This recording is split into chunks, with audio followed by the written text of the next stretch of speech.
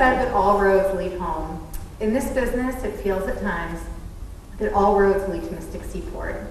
It was there that I first met Sean nearly a decade ago as a young professional.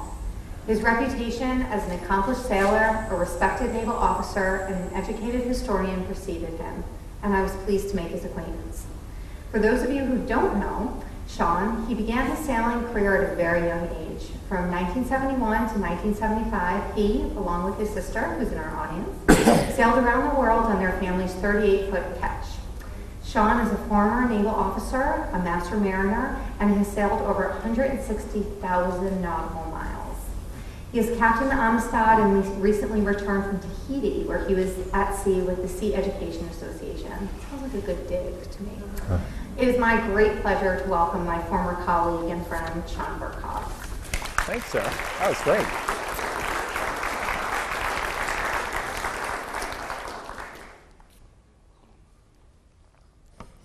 Well, good evening. Wow, with an introduction like that, I'm set. So what I'm going to be talking about this evening is about an opportunity I had a couple of years ago to be involved with this vessel right here, the schooner Amistad, and she's a reproduction or a recreation of the original Amistad. So tonight, I'm going to give a brief introduction to the Amistad story. I believe many of you here are familiar with the story, but a brief overview, and then get into my experience involved with this vessel here. So we'll go ahead and get started. And what's nice tonight as well is we have a couple little video clips we'll bring into the show as well. So the Amistad became famous in history in 1839.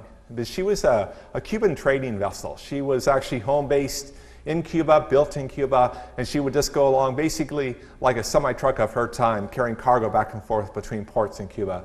And there was at this point in time, there was still a pretty active slave trade going on, and there was a Portuguese slave ship called a takeover that brought a big group of slaves across from Africa. And they were smuggled into Havana, Cuba. At that point, Cuba, of course, was part of Spain, and technically the slave trade was illegal in Spain by this point in time, but these slaves would just magically appear in the market there, and then they would be sold off. And then how the Amistad enters the scene is that she was carrying about 53 of them from Havana down to the plantation. It was during the secondary transport that these captives, they took over the vessel, and that's what we see here in this picture. In taking over the vessel, they killed the captain and the cook. And then they didn't know much about sailing, but they did know that Africa was towards the rising sun. So they tried to sail to the east. Since they didn't know how to sail the boat, they kept the Spanish crew alive. So at night, the Spanish crew sailed back to the west. And because of the nature of the Gulf Stream, so the boat meandered back and forth east and west, but it was actually carried gradually to the north. And so after about almost 60 days, they ended up off of Montauk, Long Island. And at that point, they were captured. There had been sort of stories about this black schooner with blacks aboard, and people, the sort of the pirate schooner and all. And so she was actually being looked for, and an American naval vessel captured her and took her into New London, Connecticut. And I think why the Amistad story became so famous in history wasn't so much there were other slave rebellions aboard vessels. But what happened in the Amistad case is that once she came into the United States, she went into the U.S. court system. And so this is the vessel. This is actually the painting of right as she's captured. So if you look there, this is the U.S. brig coming in to capture her. And actually, they were going ashore to get fresh water. And they were running into this hunting party right here. And so this is right about when she's captured. And what's interesting to note is that this painting, which was made shortly after the incident occurred, was one of the historical documents, if you will, that was used when they built the reproduction of the vessel. So it went into the U.S. court system, and then this is where it became famous because it went all the way through the court, all the way up to the U.S. Supreme Court. And at that point, John Quincy Adams, he was a retired president. He came out of retirement, and he actually argued their case for the captives. And so The case, what was significant about the case, and the reason that they eventually got their freedom, was that what John Quincy Adams argued was that they were never legally slaves, because the slave trade itself was illegal by this point in time, so that they were illegally kidnapped from Africa and stolen from their country and brought across, and therefore all the rules and laws about slavery did not apply to these individuals, even though they were black men. And so eventually the U.S. Supreme Court said, okay, you are free, and so they got their freedom. And Steven Spielberg made a movie about this, came out right at the end of 1997. If you haven't seen it, he did a very good job. It's fairly accurate. Historically, there's minor little points, but overall, Spielberg did a very good job with it. And what's interesting to note is that even as historians have moved forward, we've discovered, the historical account of this event has actually evolved over time. But that's just background for where we're going this evening. Where we're going is to the vessel herself. In 2009, I was at my home and I got a phone call, and the vessel was up in Lunenburg, Nova Scotia, and actually in Halifax, Nova Scotia, but they were in dire need of a captain. And so I flew up there and joined the vessel, brought her down. And the director had this crazy idea, and he'd been talking going down to Washington, talking to the Cuban embassy and the State Department about taking the vessel back to Cuba, because of course the Amistad story began in Havana, Cuba, there in 1839. And so when they built the vessel, they thought, wouldn't it be great to take her back there? And so that's where I entered the scene, and being sort of somebody who likes to. You have to have a little bit of Don Quixote in you, I think, when you embark upon a project like this. Because if any sort of rational, practical mindset would have said this was going to be impossible. But off we went, and by the time we got the project going, it was in the fall, so heading down Long Island Sound. This is right off of New Haven here. The winds were picking up and all, and it was getting colder temperatures, and so we went on down, went through New York City, which was a lot of fun, taking her right past the UN and right on down through there, and then down into the Chesapeake. And we actually went up to Washington, D.C., and I read the pilot and all that, and I got up there, and there was a bridge, but I saw that was an opening bridge, so I got up close and called them on the VHF radio and said, okay, we're here, would love to have you open for us. Well, it turns out that what I didn't know and discovered there was that they do open it, but only between midnight and 5 in the morning, because this bridge is on I-95, so it's the main conduit there. And so we arrived at 2 in the afternoon, and suddenly we had a 10-hour wait before they were going to open it for us. So that's what we're doing here, is we're killing off a little time. But it was a lot of fun conning the ship, because my orders as we were going into Washington, D.C., it's like, okay, come right, steady up on the Washington Monument. Okay, now right over to the Capitol. Okay, now steady up on the White House. And as we were coming into the city. And then we on down through the Chesapeake Bay and moving down through there. But then we got as far as Norfolk, Virginia, and unfortunately our funds, they were really meager, had been meager at this point, but then the money totally ran out. And the state of Connecticut had been promising money for us, but this was still very much up in air. So at one point, I actually sent all the crew home for Thanksgiving, and it was Amistad and I who had Thanksgiving together down there.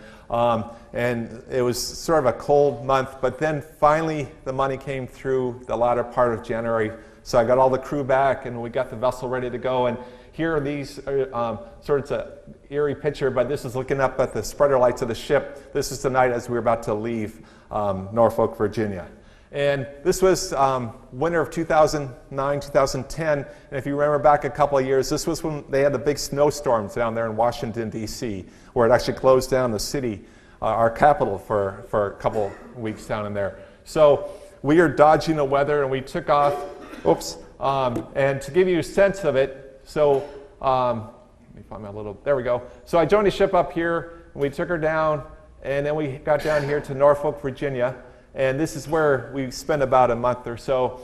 And then I was watching the weather, so I finally got the money and the crew and all, so we could take off, and we charged out here to Bermuda. And this was, for me, the pretty scary, well, I just had to be right on my game, because to give you a sense of how cold it was, it had been pretty cold, but then it seemed like it warmed up one morning, so I told the crew, there was a lot of dirt on the deck of the ship. I said, okay, well, let's do a saltwater washdown this morning. We got the fire pump going, fire up the fire hose, and but as soon as the salt water hit the deck, it turned to ice immediately. So that was slightly disconcerting, just because ice isn't a really good thing to have on boats.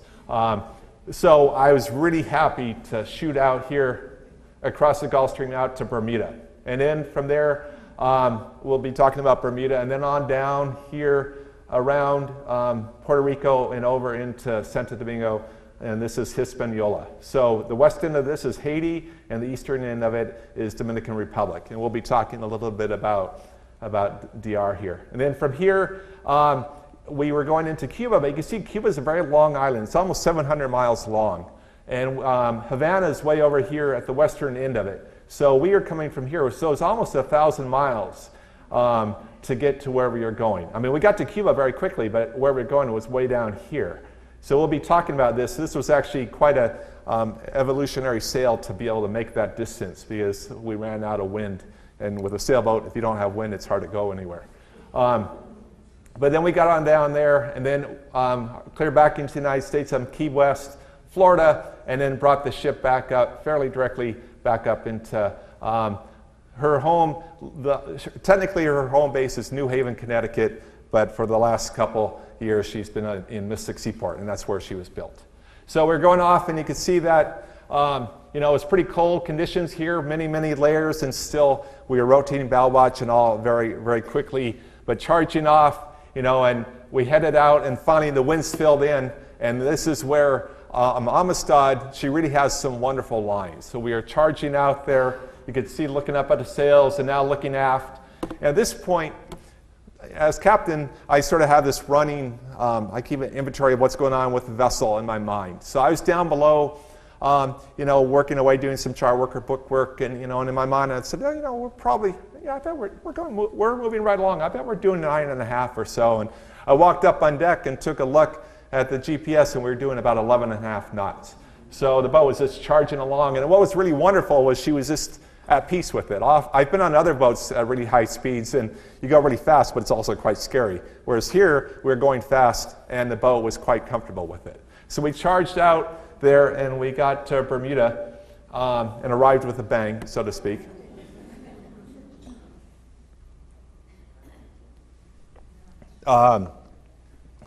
So, people think Bermuda, fun in the sun and all of that. Well, I mean, it wasn't snowing out there, but all those big weather systems that were going over Washington, D.C., they were proceeding out to the east and going over Bermuda. So we got there, and we had weather system after weather system going through there. And to give you a sense of proportion, I mean, we had up to hurricane force winds. At one point, I had a vessel tied up with 15 dock lines plus an offshore anchor, and I parted 3 of those dock lines during one of these winter storms that was going over here. So it wasn't snowing, it wasn't cold, but it was very hardcore. And as a captain, you're thinking, okay, when you're in port, you should be able to relax a little bit, but it was not really very relaxing there. You can see this was one of the things. And so we actually were stuck there for about 3 weeks. One of the fun parts about being there, though, was that it turned out they were having the 175th anniversary. About 5 years before the Amistad incident, there was a vessel called the Enterprise, which was actually an American slave ship that was carrying slaves from, she's a cargo ship, carrying cargo but also slaves from Alexandria, Virginia, basically Washington, D.C., down to Charleston, South Carolina. And she was doing this in January of 1825. And she got offshore and got all beat up, and actually, to give you a sense of scale, they actually had to start throwing cargo over because it was such a bad storm. And if you know anything about cargo ships, if you throw in cargo over the side, that's not something you want to do for job security. So things were pretty bad. And they snuck out to Bermuda because it was downwind for them. And they got in there, and the pilot who came out was a black Bermudian. And he realized that there was blacks aboard, the slaves aboard the ship. And so instead of taking them to St. George's, which is a very easy place to come go from, he took them into Hamilton, Bermuda.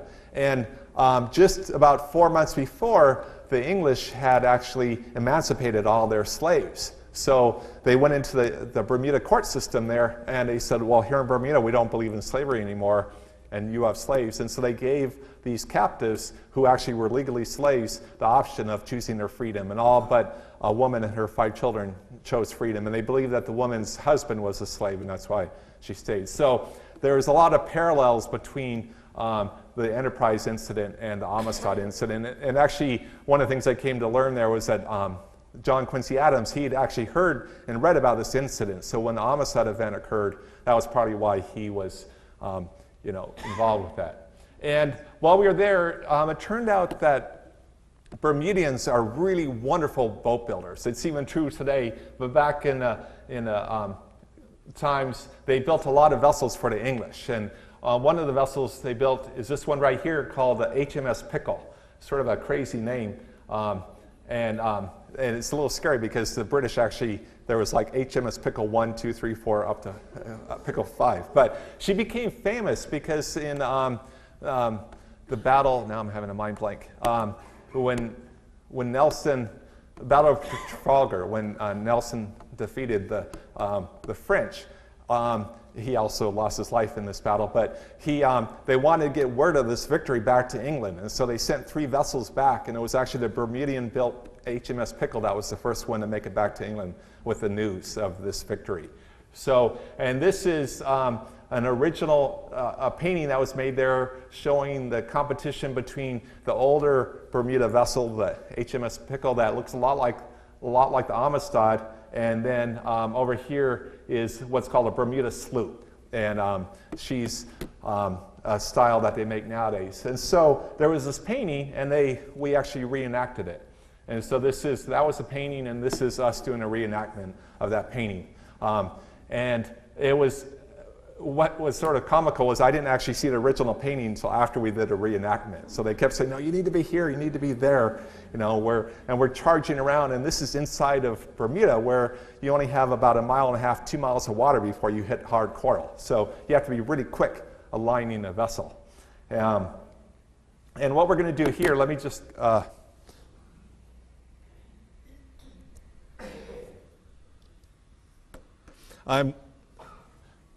so we're going to take a little video break here and show you the Amistad. If the Amistad was a car, it would probably be a lot like a Porsche or something like that, like a sports car. She's a wonderful vessel, but she's quite a complex vessel. And to give you a sense of that, what I'm about to show you here is a little video of us tacking. So that the day I just show you that picture where we were sitting with the other vessel, that's when this video was made.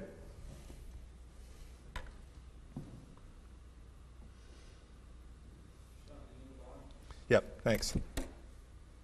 Ooh. Hang on one sec.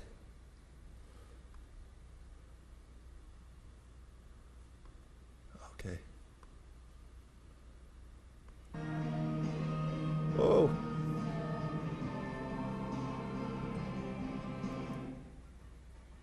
Okay, here we go.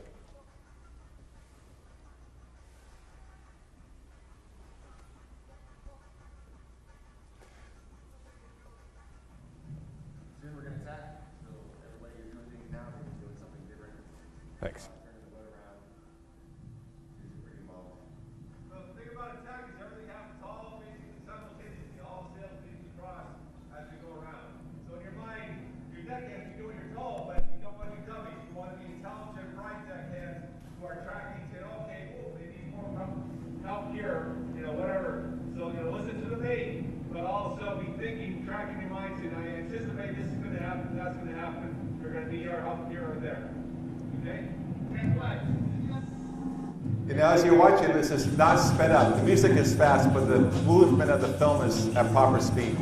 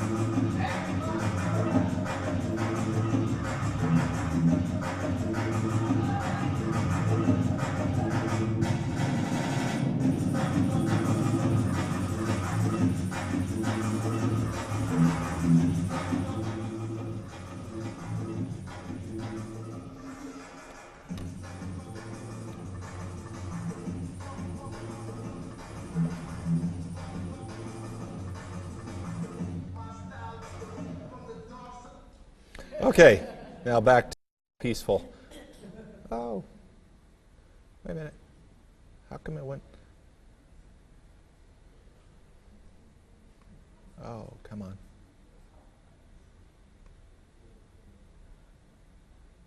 Sorry about this. Okay, great.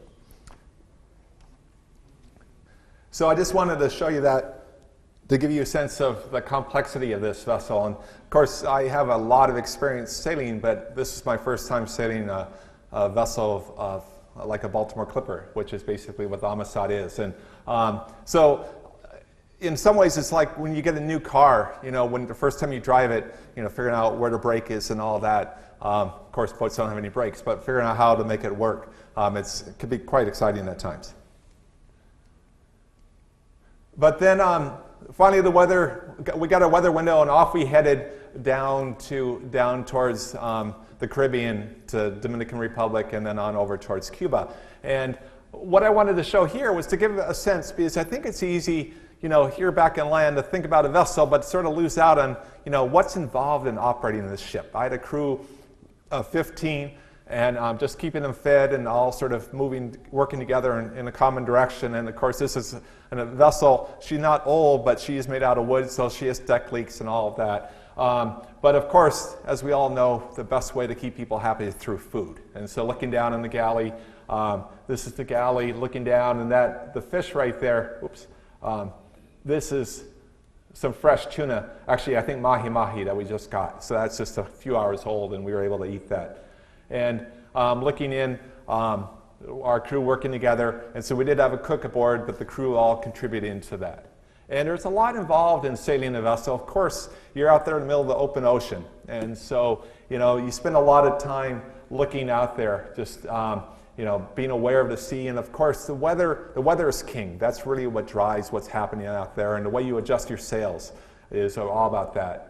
And one of the things about the Amistad is that to handle her topsail, you have to run up aloft. And so here the crew are screwing up aloft to work in the sail. And even though she's a historical vessel, she's an educational vessel, she still takes maintenance. And this is actually the hands of the boatswain. He's doing a whipping on one of our lines right there. But you can see there's a lot of skills involved in operating a vessel like this. And looking in, the crew quarters were quite intimate. That's actually 4 bunks right there. And then this is the storage. And so you can see, you have your library and your shoe locker all packed in together. And of course, we do this 24/7. The vessel's operating all the time. But we made it on down, about 10 days worth of sailing, and then came into Dominican Republic. And we've been planning to go to Haiti, but just about a month before we were supposed to get down there is when the big earthquake happened there.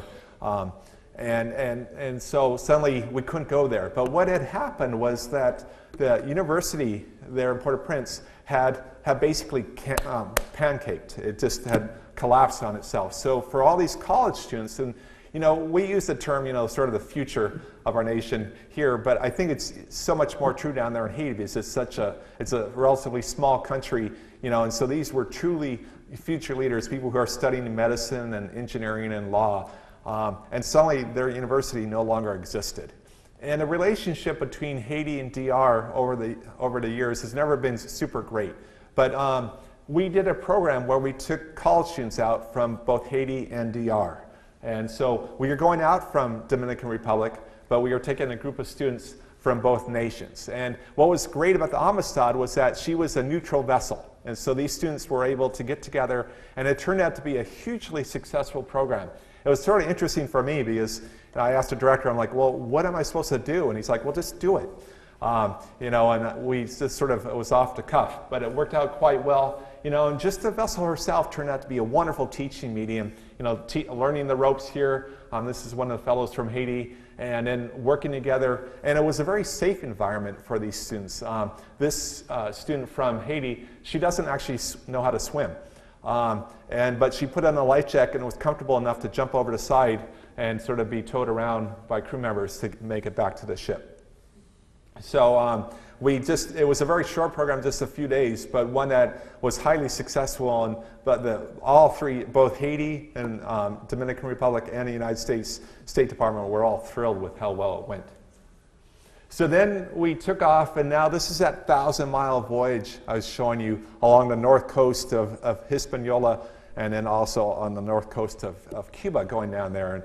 And one of the challenges of this trip, I sort of hearken it. I'm sure many of you here are familiar with Joseph Conrad's Youth, where he tells a story about trying to get a cargo of coal over to India and all the challenges of that. Well, that's what I felt a bit like with Amistad. I was just simply trying to get her down to Cuba, but there was a lot of challenges, and one of them was lack of money.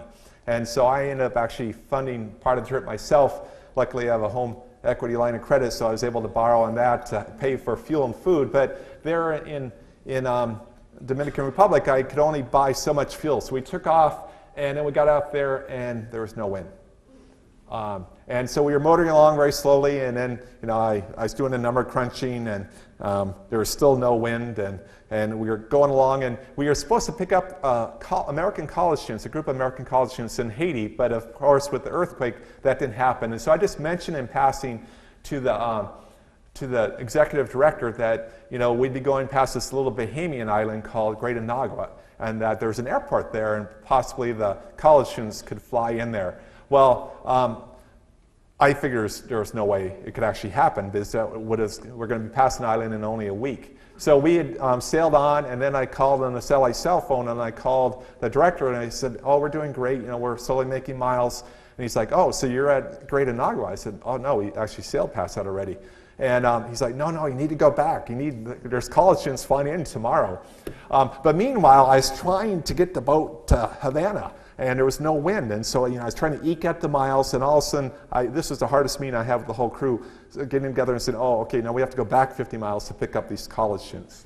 And luckily, so this is anchored off of Great Anagua, and there's not a problem with the color. Where it turns dark is Great Anagua. It's basically a raised atoll, and it's shallow to where the ship is, and then it drops off. And so here in front of the vessel, it's probably about 30 to 40 feet deep. Beyond the vessel where it goes dark blue, it's about 600 to 700 feet deep. So it just drops dramatically off. Luckily, the engineer was this old codger, and I'm sure some of you are maybe like this, where he had a $100 bill tucked into the back of his wallet.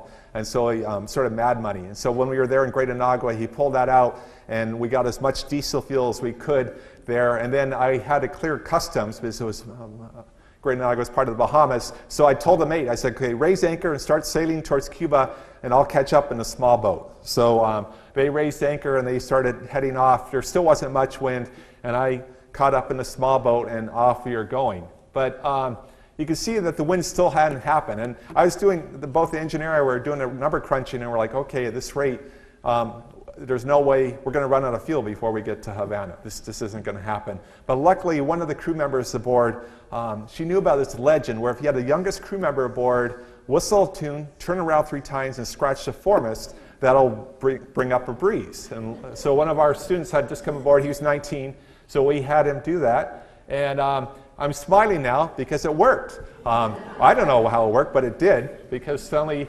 a breeze came and we started sailing. We started making miles. But I think the gods were sort of playing with us a little bit, because then the breeze came, and we're charging along here to gallons full of wind, and I was feeling really happy. It's like, okay, we're going to make this now. This is wonderful. And then the breeze picked up more, and then I'm like, wait a minute, we're going to be ahead of schedule. And the rules were very, very definitive. We had to arrive on the 22nd of March.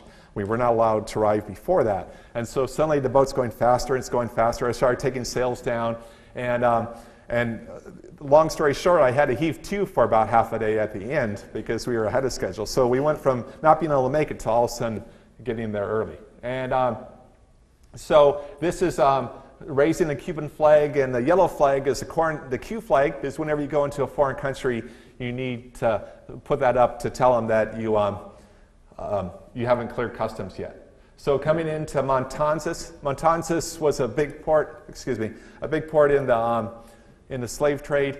A lot of the black slaves came into Cuba through Matanzas, and this I think it was partly done because what I forgot to mention was it took the executive director about 2 years and 23 trips down to Washington, D.C. to get permission to go to Cuba. He kept going back and forth between the U.S. State Department and the Cuban embassy, going back and forth. And it was a little bit like having a discussion between two kids on a playground, because he would go over to the State Department and he'd go, can we, and they would say, well, no, we're not going to give you permission, but let us know what the Cubans say. And then he'd go over to Cubans and he'd go, well, they said they probably won't give us permission, but they might think about it depending on what you say. And neither party wanted to sort of lose face, but he went back and forth 23 times, and we eventually got permission to go in.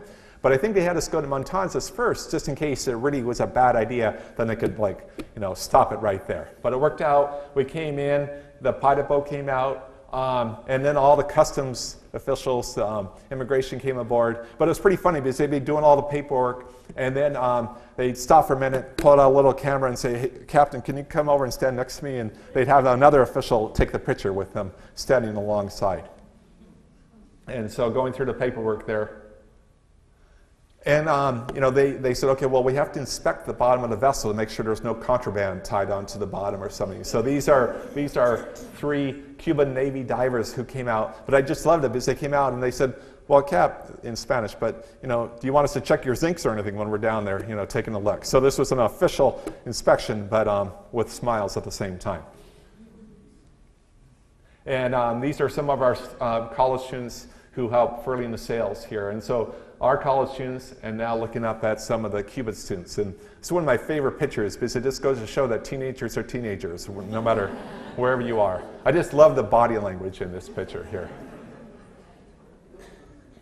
And so this dock, you could sort of see the remnants. It was a big, huge concrete dock, just massive in shape, looking down on it. And it was built by the Soviets way back when, and it's been crumbling away, but it's still there. And sort of looking down, you could see right here that the fenders were about 12 feet across. So we were tied up there, and so here's the dock, here's the boat, and there's this long, you had to sort of make it across this moat to get there. But with our arrival, the Afro-Cuban community put on a tremendous welcome for us with dancing. That's what's happening here. The tremendous, you could really see the African influence there still in Cuba. And I'll show you a video at the end of this arrival ceremony there. And for them, this was really an opportunity. They're a minority there in Cuba, and so getting their message out. And there was a lot of attention. I'll show you in just a few minutes. When we arrived in Havana, there was a huge amount of, we made a lot of media and press there. But then for us to arrive so we were there in Matanzas just a couple of days, and then we needed to go down, and they wanted us to arrive about 2 p.m. in Havana. Well, but it's about 50 miles, and boats are slow. They only go maybe 5 to 7 miles an hour or so. So we had to leave at 4 in the morning, and that's what's happening here. I don't quite know what I'm doing, but I'm doing it very dynamically.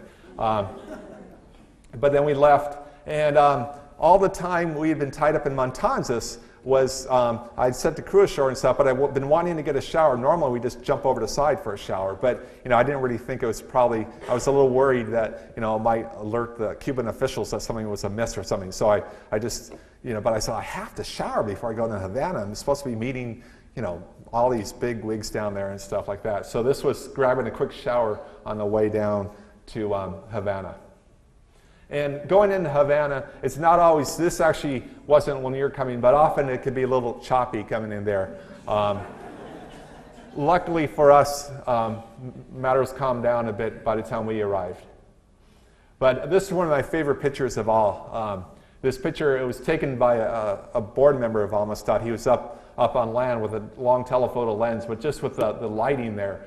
And you could see from Amistad that she was just charging. That's her bow wave right there. She just wanted to go really, really fast. We were doing about 8 knots, and I was trying to slow down the boat because I wanted to look good going in, but also to give time for the photographers to get pictures and stuff like that, because we told the BBC and CNN and all these different people that we were going into Cuba.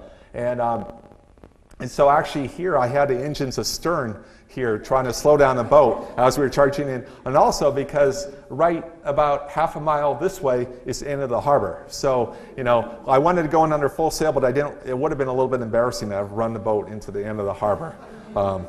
So we came in and went right by El Morro there, which is this big fortress on the edge of Havana, and came in. And these are some of the media that met us there. To give you a sense, I kiddingly say, but there's actually an element of truth here. We were covered both by Fox News and NPR on the same day for this event, in a positive note by both entities. And how often does that happen? But CNN and BBC, about 500 newspapers around the world. And what was fascinating was that it was actually almost a bigger event outside of the United States than in the United States. I mean, I was interviewed by a Chinese TV station in Havana, Cuba, about this visit. And then we heard, we were in papers in Poland, to Singapore, to Australia, all around the world covered, because having a U.S. flag vessel going into Havana was a really, really big deal. And of course, the main reason we kept saying this was not a political visit, it was because of the historical connection of the vessel. I mean, but obviously, sailing in with an American vessel, there's politics involved in that. And this young local artist had made this amazing painting here, and they're the African gods, if you will. This would be the equivalent of Poseidon, so sort of the African goddess of travel. And he made this amazing painting and presented it to me. Oops, go on. And not surprisingly, but baseball is really, really big in Cuba. And while we were there, the Cuban World Series was going on. And so Cuba being a country, the World Series is a little smaller than ours, but it was still a really big event. And it turned out that the Havana team was in the playoffs against another team further down the island. And so we went to the game, and we got the really expensive seats. I mean, they were right behind home base. These were premier, and $3 a piece for the seats, because it's for the locals. And so this gives you a sense. It was the reason there was so few people in this picture is that was the hot sun over there, and it was a hot day. But so in the shade, that's where most of the people were. And they just really, and the signs, the one team was oranges, and making squeezing the oranges out of this. So the game went on. This was actually the next day, being the World Series, it was a series of 7 games. And so we went to the one game, and then the next day we were walking around the local market, and behind the stalls there were all these fellows lined up, and there was one of these old TVs with the rabbit ears, with aluminum foil at the end of it. And you looked at the picture, and it was mostly fuzz. Every once in a while it would clear up, and then it was mostly fuzz there. But they were all watching, mostly listening to it, because this was the game. And their playoff games are even longer than our playoff games. I mean, they last about 7 hours or so. But we walked by, and they're like, "Oh, cool, come watch." But I also loved this aspect. So this is the nationally televised. This is on national TV there in Cuba. And so we're watching the game and watching it, and all of a sudden this blown up condom floats by the camera, because they don't have any balloons there. But whoa! Shh.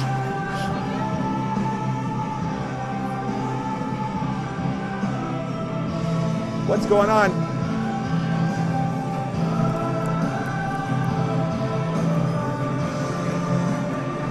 What's happening? I don't know. I think Whoa, Well, if you weren't awake before, you are now. I was just trying to make sure people are focused on what I was doing. Wow. That's more stressful than driving a boat. I lost my condoms, yeah. Of course, that happened. Well, it's because from the health department, they could get condoms. And so to have balloons at a big festive event, they can't buy balloons because of the embargo and all, but they can get free condoms. So they blow those up and use those as balloons. Okay. All right. Whew. But one of the things, the Amistad, her whole purpose, this reproduction was built to tell the Amistad story and to carry the message.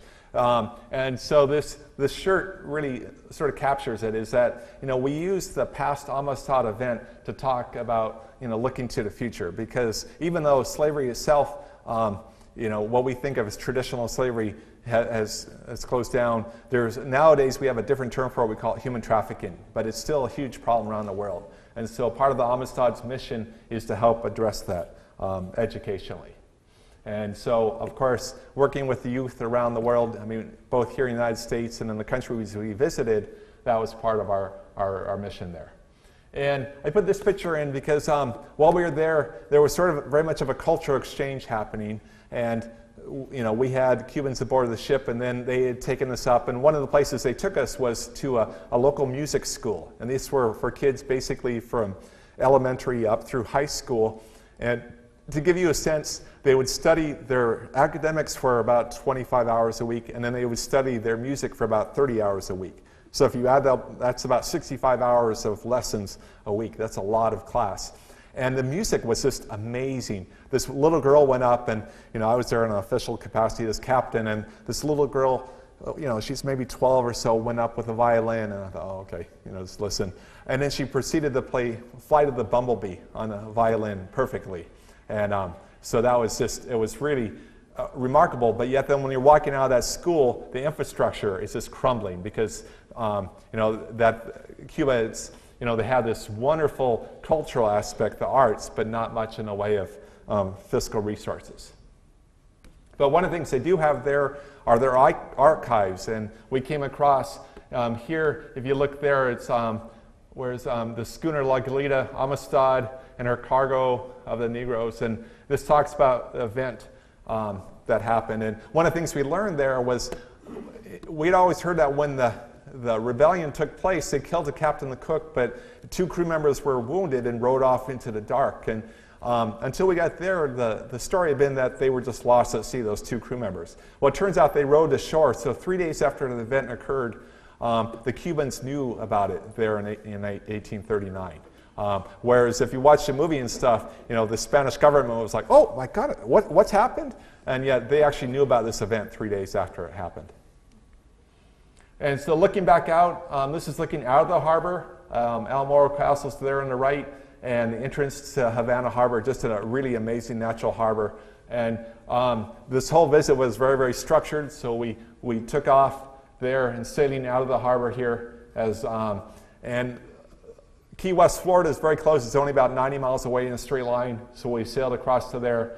And that was going well, but then we got to Key West, and I thought, okay, we've been successful. All we need to do now is get the vessel from Key West back up to Mystic, Connecticut. And that was all well and good, except for in doing that, we had to go through the Gulf Stream, which is a really challenging piece of water and has some gale force winds out there. And unfortunately, doing it, the bobstay broke. So this fitting here, it's normally supposed to be up against the bowsprit, but it actually failed. Here you could actually see this one totally broke right here. These are big steel straps, and this one halfway failed. And we were really actually it's one of the things where, being both lucky and unlucky at the same time, because if I hadn't caught it before this final one failed, we would have actually lost the whole rig. The mast probably would have fallen down. But luckily, I just happened to be forward, and I looked over, and I'm like, oh my goodness, that's not so great.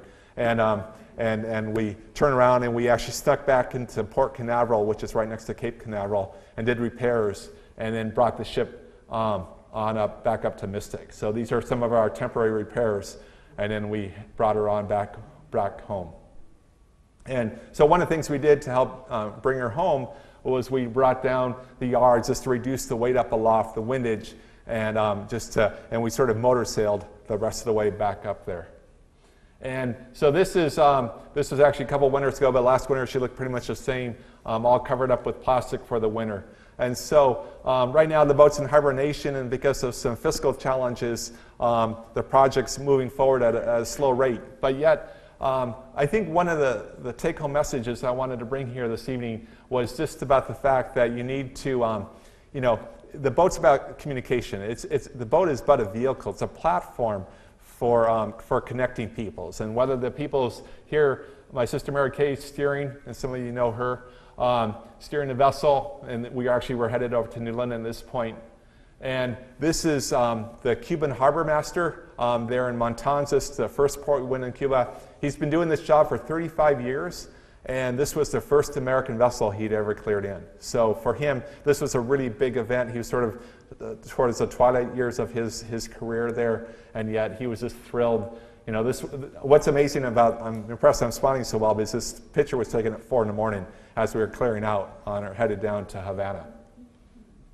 Sam, he actually originally joined the vessel in 2008 over in Sierra Leone, Africa. That's where he's from. And so he was sort of acting as a translator for the embassy over there. So his first sailing experience was he got on the boat. The first time he went to sea, he sailed across the Atlantic from Africa over to the Caribbean. And then he had gone home, and then he'd come back and joined us again. And I really loved having him aboard, just because he's from Sierra Leone, so he could speak to that topic. But also, we talked about addressing racism, and one of the things he said, that racism's not about the color of your skin, but about the color of your heart. And that was one of the messages we were trying to bring across. So, but of course, the vessel herself, to give you a sense of this, if you walk up to somebody, on the street and say, hey, let's talk about, slavery and the impact that's still having today, they look at you a little bit odd. But yet you could sail on with the Amistad and say, okay, we're going to have a workshop addressing these issues, and it's totally, it totally works. So having the vessel herself is just a wonderful vehicle to make it all work.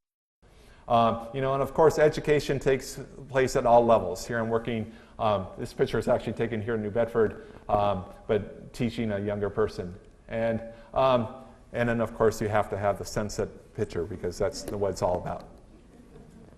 Okay, so what I'll do, I'll answer any questions that we might have, and hopefully, if I'm successful here, I have a little video about when we arrived in Cuba to give you a sense of the Afro-Cuban dancing, which was such a big part of the culture there.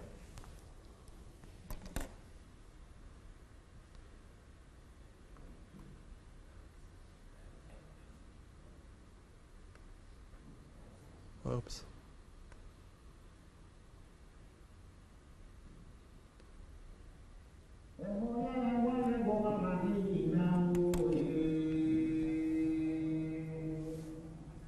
Back in 1998.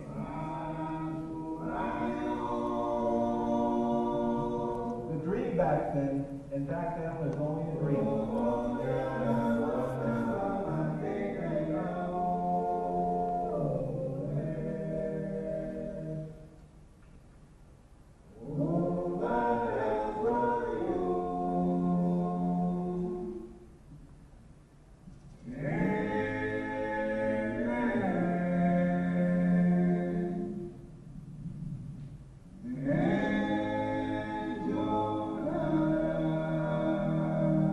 Was to one day bring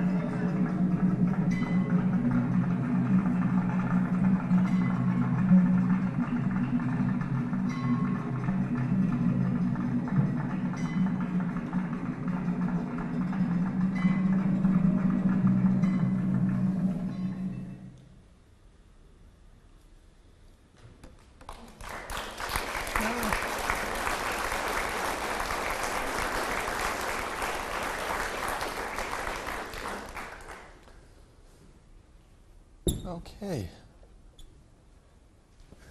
So are there any questions? How long did it take to do this whole trip? Oh, great question. We left Mystic Seaport in October. Got down to Norfolk, Virginia by Thanksgiving, and then we were down there for about 7 weeks because of fiscal constraints and then the weather. Left there in late January and arrived in Havana, Cuba on March 25th. And then we had the boat back up to Mystic by the end of April. Partly, especially with the break. We were going to stop a few more places, but then when the rig almost fell down, we sort of just came home quickly. Yeah. And it was partly, there was a lot of challenges making it all work. But and that's why, I felt a little bit at the end of this voyage, a little bit like sort of a cross between, well, not even a cross, a little bit, I could really relate to the fellow there in Ryman the Ancient Mariner. Was when I got home, I was grabbing hold of people. You need to hear about this story, just because, after all the challenges, the fiscal challenges, and then they have the rigging fail. And this was, for some of you who know, the Pride of Baltimore a few years ago. She's another vessel many of you may have heard of. She actually had the same fitting fail, different part of it, but the same fitting, and she actually lost her mast when that happened. So when it occurred, I was both lucky and unlucky. Having rigging breaks not a great thing, but the fact that the rig didn't fall over was actually quite a good thing. Yes, ma'am. Having sailed this ship, where do you think she should stay, and should she stay in any one particular country to use the vessel? Oh, that's a great question. The question is, where should the vessel stay? She's the amazing thing about the Amistad, and I've interpreted her for the last 2 summers. She's been tied up at Mystic Seaport, even though we haven't had the resources to move her. We have been able to have her open to the public, and so over the last 2 years, we've had almost 80,000 visitors aboard. And what's wonderful for me to see is that there's this amazing name recognition. People, Amistad. Oh, I've heard of Amistad. And so I figured, when Spielberg makes a movie about something, that's a good way to get PR for it. But then some of these visitors who would obviously heard about the vessel, and it's like, well, you've probably seen the movie then. They're like, what, movie? There's a movie about this? No, I haven't seen the movie. So they'd never seen Spielberg's movie, but yet they knew about the story and all that. I know I'm sort of going around your question. Technically, the organization's home based in New Haven, Connecticut. And New Haven, that's where much of the court case took place. The vessel actually, in 1839, never left New London. She came into New London, and eventually she was auctioned off their original Amistad. But she's a great platform. It's interesting because I work on some other vessels, and other vessels that I worked on, they make their living moving across the sea. They're school ships, and when they're moving is and then they just go to port to restock and go off. Amistad's sort of the opposite of that. She, if you will, makes her living being in port, telling her story, being open to visitors, doing some day sails and stuff. But when she's in the middle of the ocean, it's a lot of fun, but she's not really doing her mission. But she needs to use the ocean to get to other ports. There's been a lot of interest from other countries around the Atlantic, in Africa and all. I would love if we could get the fiscal support to go to these countries. I'll just finish by saying, obviously, some people said, well, wouldn't it be fun to take her to San Francisco? From the sailing point of view, that would be cool, but there's no real connection for her out in the Pacific, whereas pretty much every country along the Atlantic seaboard, both, North and South America, Europe and Africa, have a connection to the legacy of the slave trade. Any other questions? Yes, sir. Where was she built? Oh, yeah, thanks. I didn't get a great.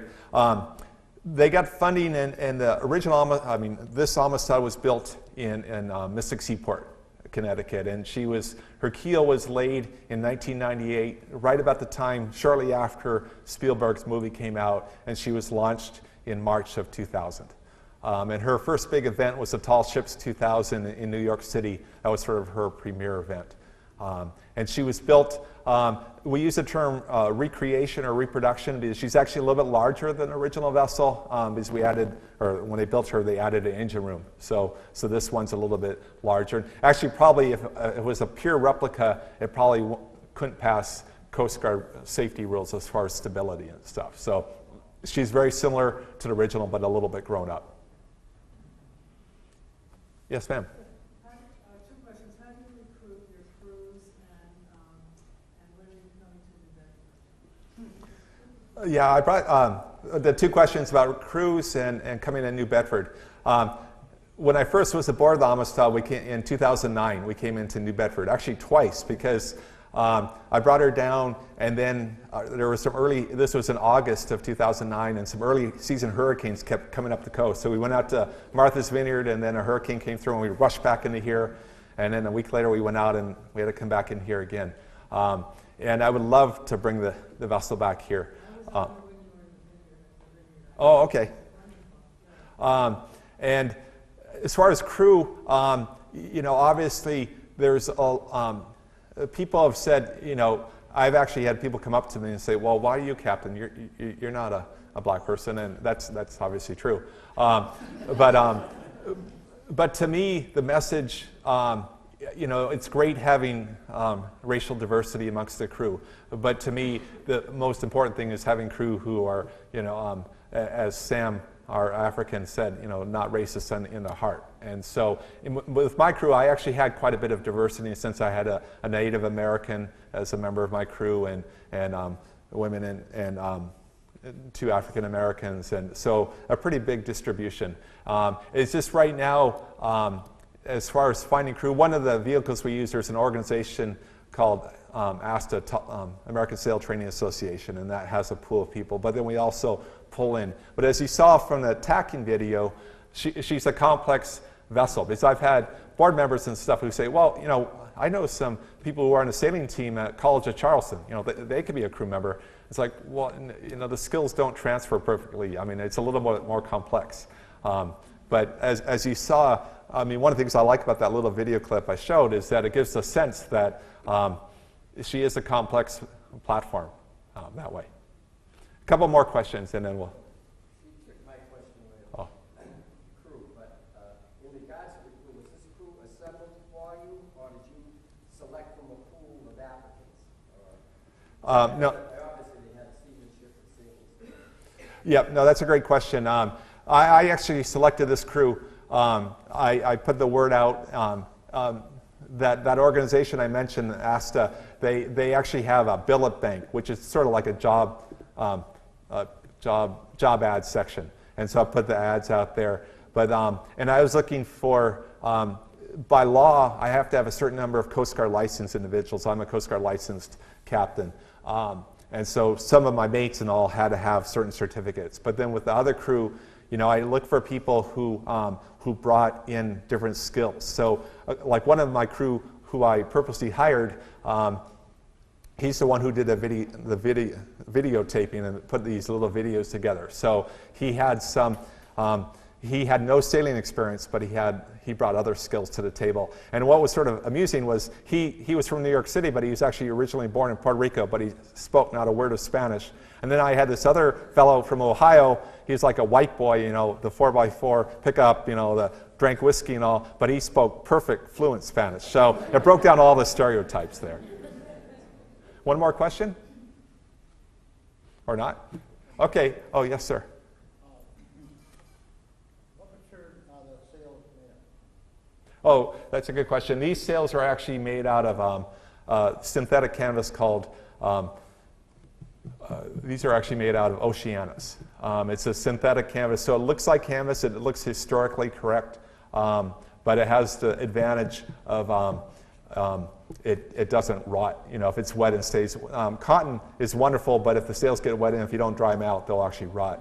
Whereas this synthetic canvas, strength-wise and all, it's very similar to cotton canvas, but it has advantage that it doesn't rot. But what it does, the problem with synthetic materials is that they're actually equally or more susceptible to sun damage. So there's a trade-off with them, is that you don't have to worry about the rainwater hurting them, but you do have to worry about the sun damage. And so when we're not using the sails, we keep them covered and put away.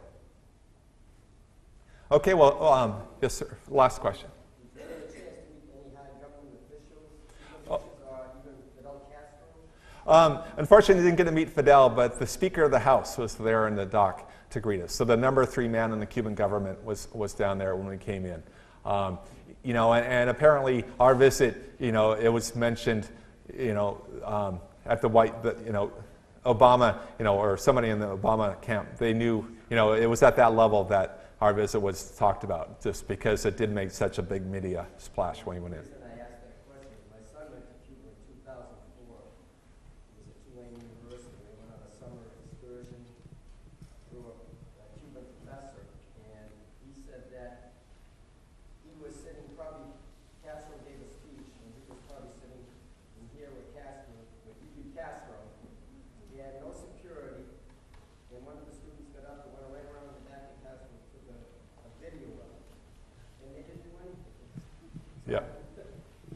No, it's getting late, so we'll close it up, but do feel free. And this talk has obviously been focused primarily on Amistad and all, but I do have a lot of, I really enjoyed, the Cuban people are really impressive people, and I'll just finish with this final thought, is that I was so impressed in that you could see where you couldn't blame them if they had a chip on their shoulders about Americans, because American policy towards Cuba with the embargo has been pretty severe, but yet they were able to differentiate, and they were just so thrilled. They get actually quite a few Caucasian visitors, Canadians and Europeans and stuff, but when they found out we were from the States, they were just thrilled to death, and they were just tickled pink about that. And it was just really a wonderful exchange that way of having that opportunity. So thank you for allowing me this opportunity to share with you. Thanks. Well, thank you all for coming this evening. Hope to see you next week with Rich Nelson, okay? Good night.